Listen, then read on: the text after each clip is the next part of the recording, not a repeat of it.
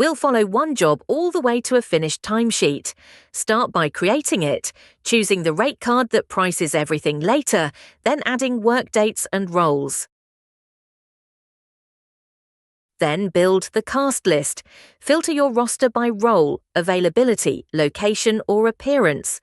Open a profile for the detail and add who you want. Or just ask. Here it shortlists 5 cast with a valid DBS, free on the 1st of September, and nothing is written until you approve the proposal card. It will fill several roles at once, 10 onlookers split by gender, then 11 more across pilots and background. That's 30 cast on the job, 4 picked by hand, and 26 more from 3 short instructions. Next, availability. 1 email to the whole shortlist. Artists answer on a link, pick their travel, and replies land in the job, not your inbox. Now put the cast in front of production, name the list, choose the dates it covers, and send it to your production contact. Production open the link in a browser. No account, no login.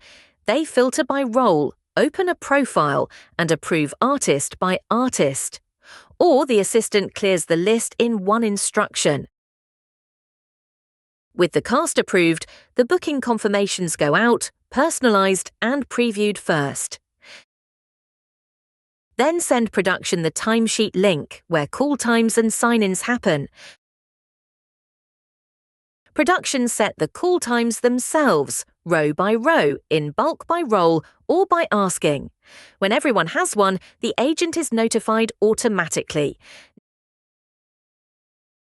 Now the call sheets go out, each with its own call time, location, and on-set contact. On the shoot day, production sign cast in, 1 at a time, in bulk by role, or all 30 at once.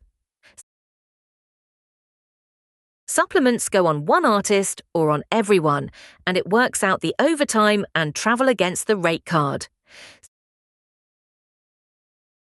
Sign everyone out in one instruction, check the totals, and submit. That's one job, start to finish. Try it at RosterDeck.com.